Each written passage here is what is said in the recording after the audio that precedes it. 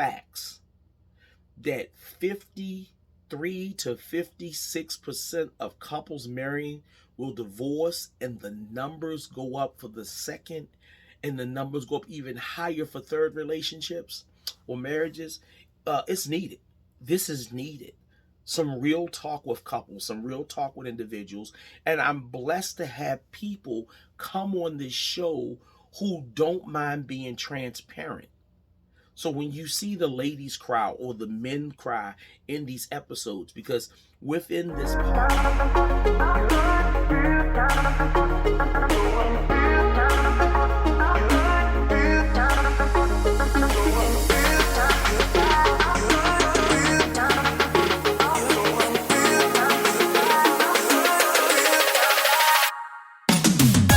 family, to this episode of Grieve Easy Today. I'm your host, life coach, and author of the hit book Grieve Easy, Matthew Bradby. Listen, I came up with this impromptu episode because I want you to understand just what Grieve Easy is. Grieve Easy is the culmination of the experience for the last 25, 30 years that I've put together based on my own experiences, the experiences of friends and family. And for those who may not know, I'm a licensed and ordained minister and pastor for over 25 years. I've pastored couples. God has graced me to be experienced and a so-called expert in the area of relationship building. So with that being said, I've counseled couples all over the country. I've counseled well-known people, average people, but to me, everybody is a somebody. And in that, I've learned some techniques to help us grow as individuals. To give you a brief background on myself, unfortunately, I've had several failed relationships, which ended in divorce. I had some bad relationships. I've even had a young lady lie on me and said I pretty much sexually assaulted her or raped her and stuff. But when it caused a rift between me and my best friend, but when the truth was exposed, and thank God for the truth, he apologized and we set the course forward. There's a lot of things that go into building healthy, strong relationships. And as I look through the internet, YouTube, TV, looking for a show that fit the model of my book, I couldn't really find one. I found shows that was telling people what to do. And I said, we don't need another show telling us what to do. We need a show to tell us why to do it. Another reason for Grieve Easy, as you'll see, I'll have interviews on this podcast. I'll bring forth people. We'll have experts on. We'll have chats. I want couples who are not in danger of falling apart to learn from those who are experiencing it or experienced it. Because let this be a ledger to show the world how to recover, how to build healthy, wholesome, sound relationships. And also to give those who've experienced that type of hurt some hope and ammunition to continue forward. See, this show is not about the blame game. So a lot of people will see the couples that are come on, they'll talk about their truth. Their truth. It may not be the factual, actual, but their truth, because remember, each of us see life through our own lenses, and we only can act based on what we know. So oftentimes what I've learned when I study relationships and the love languages, you got to understand that many men, we have to understand that many women were not taught these things. They just don't know. There are no classes in school. There's no classes in churches that teaches us what to look for. And another powerful vignette that I want to share with you is this. We teach people how to treat us.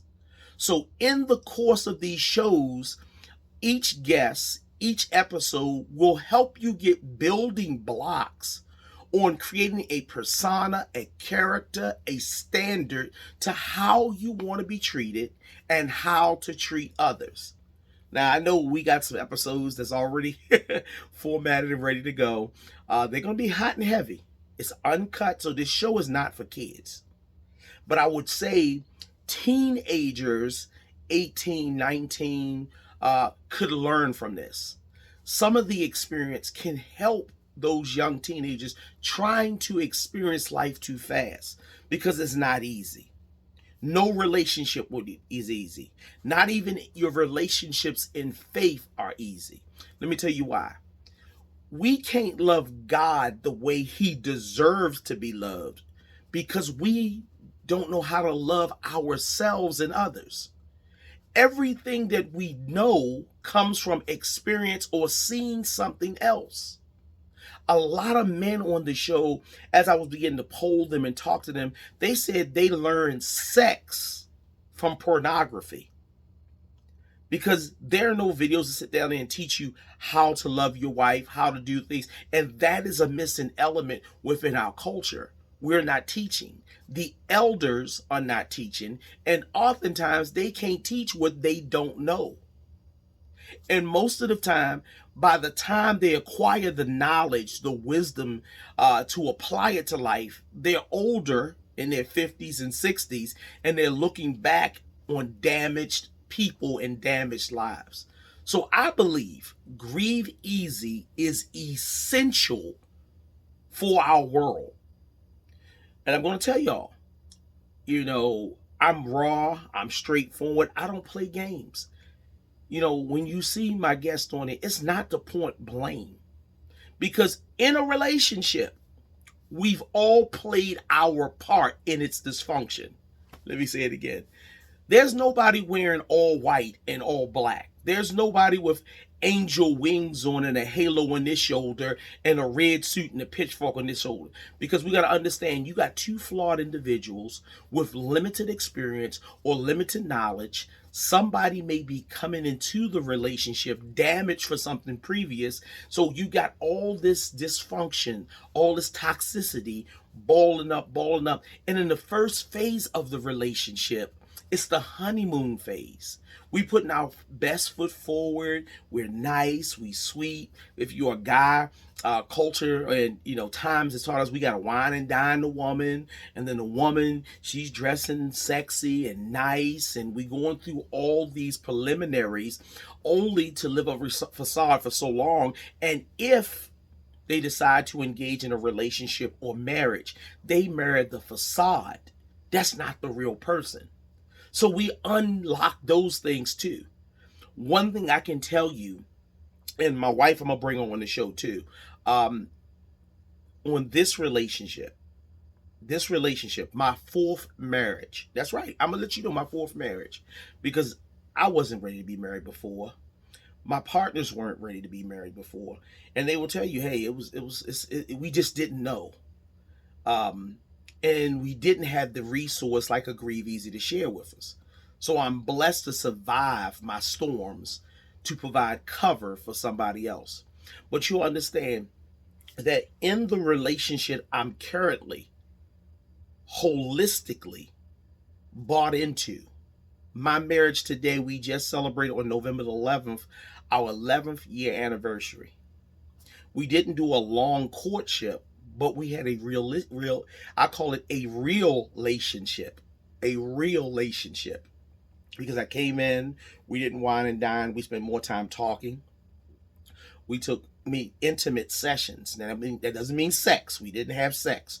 We talked intimately about our issues, our struggles, our wants, our needs, our standards. We were friends. When people saw us together, they wanted to label our relationship. And my wife and I both said, no, we're not going to allow people to supersede their rulership or to impose their control over who we are.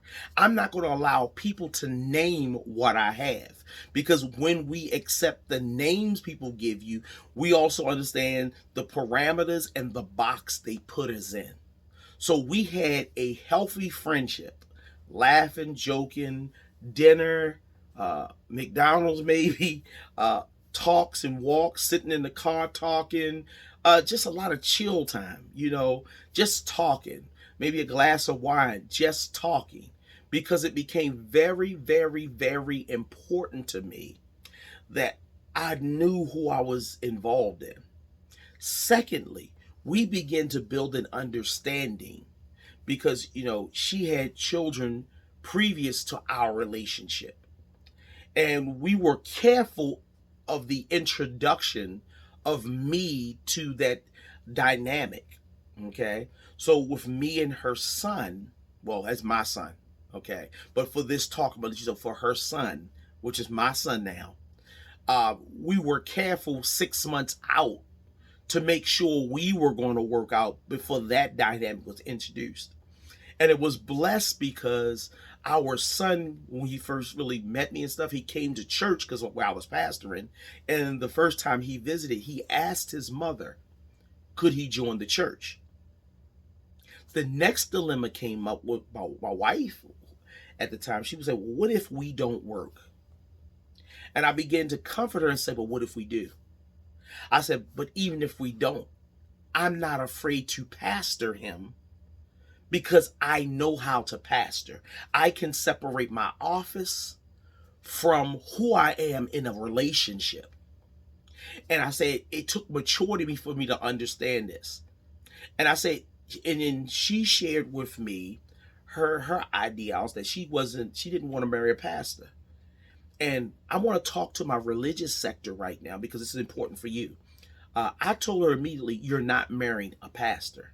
You're marrying a man who will be your husband. And a lot of times in the religious faith, as husbands, we try to pastor our wives when we got to allow the process to come organically. And I found that my pastor pastors her, and I'm cool with that, but that also gives her boundaries by faith because she has some people outside of just me that can help guide her. Him and his wife can help guide her in a true, real relationship where she don't have to tiptoe on eggshells. See, this is what Grieve Easy is about. And it teaches us the proper boundaries. Now, not everybody's boundaries and standards are the same. But we want to help people going through get some boundaries, some standards in their life so they, or let me say, foundations. They can get some foundations on how to live past their hurt. So, this is something that I believe is monumental. I believe that Grieve Easy is going to be more than that, just a podcast. It's going to be, I'll say, a movement. Because with the statistical facts that 53 to 56% of couples marrying will divorce, and the numbers go up for the second, and the numbers go up even higher for third relationships or marriages, it's needed. This is needed. Some real talk with couples, some real talk with individuals. And I'm blessed to have people come on this show who don't mind being transparent. So when you see the ladies cry or the men cry in these episodes, because within this podcast, we will have the Audible podcast available on all the known platforms. But we also want to do the video work, and the video work will grow, but we want to videotape the podcast for our YouTube channel for those who are visual people. It was funny. A good friend of mine said, "Well, what you gonna be, Dr. Phil of breakups and divorces? So if you want to label me such, I am not Dr. Phil. I don't ascribe to be a Dr. Phil. And I have no ill will towards Dr. Phil. I'm a Matthew Bradby. I am the culmination of experience, education, sitting down with elders, learning from experience, watching others, and for years and years of rebuilding my life after failed relationships. I am at this point. I'm 51 now, but at this point in my life, I'm good. Am I perfect? No. But I don't have the knockdown, drag down arguments. Now, we do have some heated arguments, blue moons. I mean, every goodness, you know. But most of it is based on trauma. Like, we had one when our son was abducted and he was taken.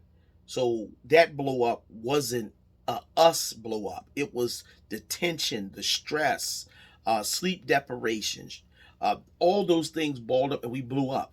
But with me and her, after a few minutes, we got back together and continued on like kids on a playground. I don't take it personal. So one good thing with this show is we teach people how not to take it personal. I always tell people with the shows, you can, take what you want and spit out the bones.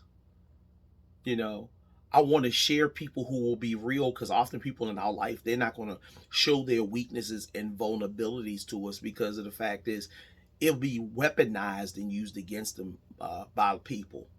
And I want you to know this, and this is a truth that we have to come to understand. Only the people we love the most can hurt us the most. And I hear a lot of say, like the Deborah Cox, how did you get here? Nobody was supposed to be here. You want to know, how did this person knock down those walls, come into my life, and destroy me like that? And I always tell people, hurt people hurt people. So by uncovering the history and the historicities of people, you'll discover trauma in their life that was never treated nor recognized, built the quote unquote Frankenstein monster that you see today. And I believe, it is my belief, that no one is inherently evil when it comes to failed relationships. I believe that communication, I believe that expectations or the lack thereof, I believe in character, I believe in the character flaws. I believe that there are red flags going off during the meeting times, the dating sessions, during the courtships, that we ignore, because innately, we want to be loved. We want to have a relationship. We want this. If you ever look at people at a wedding, the women are a lot of times imagining, wow, this could be my day. While the men was like, wow, my homie got a woman, blah, blah, blah. How is it? And a lot of my single friends, oftentimes, even if they're living with their girlfriends, they say, we still don't have the relationship we want. And I tell them that marriage is more than a ring. It's more than going to the courthouse getting papers. It's more than some man speaking word. Relationships are oaths to God. It is the coming together of two 100% whole people. I'm going to break that down, because we always in the past, people say, look, this is my better half. And if a half a person and a half a person come together to create 100% of one person, we still have two half people.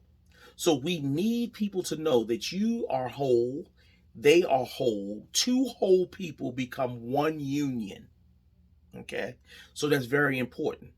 And also understand that there are going to be mistakes in relationships, and you have to have a forum to talk to your mate, to hash out your relationship issues.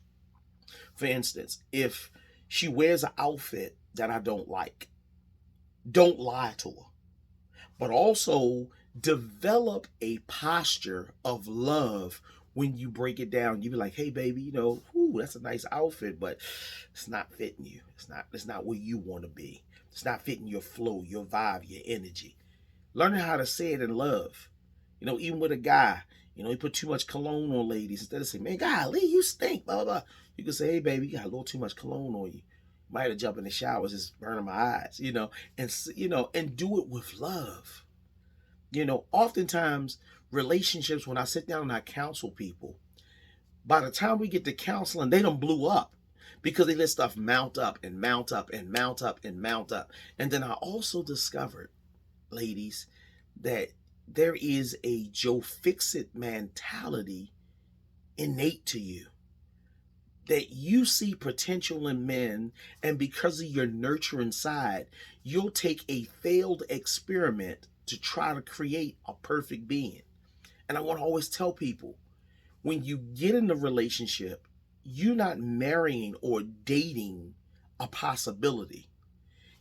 That person should always already have your standard. That person should already have that boundary already. You hear what I'm saying? They should already have that. And they may be missing a few things here and there, but there has to be a standard first. You just can't go in saying, okay, he lives with his mom, he's in the basement, he plays a lot of video games, he don't work, he sells drugs on the side, he may do a B&E every now and then, he's in a couple of club fights, he's a gang member, he walks with his pants hanging down, he don't know how to talk, so I'm scared to bring him around my family. If all those red flags are up on the board and that's not really what you want, why are you trying to take a hammer and chisel to take an imperfect ashlar and make it a perfect stone? Huh? Why? Because a lot of times, listen, we don't believe that we're qualified to have the love that we want because we look at our own imperfections and we say we're not qualified. But I want to let you know that you are. But first, let's deal with your demons. Let's make sure you're completely whole. So when you walk into the relationship, it's not skewed by the pain that was never dealt with and you're projecting it on that person. Because we see it. You'll see it in the interviews. You'll see it in our shows, how the pain of the past, traumas from the past, how the baby mother taught the guy, how the baby daddy treated this person, how not having a true man or father figure in your life. You'll understand how not having faith or a standard in your life is destroying you. And oftentimes children are involved. Children are involved and they're looking at your trauma and that energy is seeping into their lives and they grow up traumatized. Am I helping you? That's what Grieve Easy is about. A talk show, a platform, a movement that's going to take us from always talking about my partner after the relationship, they were bad guys. I want to teach you a new dynamic. I want to teach you that they weren't bad people. Even if they were gutter, they weren't bad people. I chose them. It wasn't rape. It wasn't a hostage situation. You chose the person. And if they were good enough to choose, good enough to sleep with, good enough to date, good enough for them to spend their money on you, good enough for them to spend their time on you, then guess what? They were good enough then.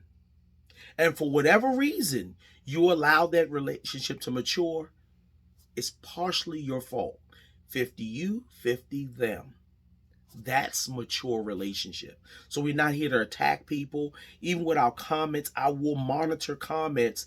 And if it gets too bad, I will cut off comments for my YouTube pages and my social media for the videos because I don't want to damage people any further. I believe that a good comment may be a holistic subject or a session we could talk about, but I don't think we should be boom, boom, boom, chopping people up to kill them.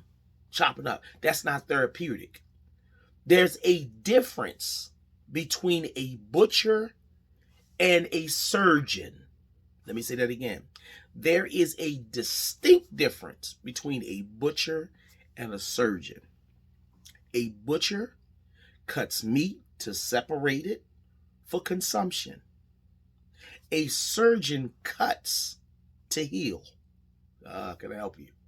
A butcher cuts to separate meat for consumption.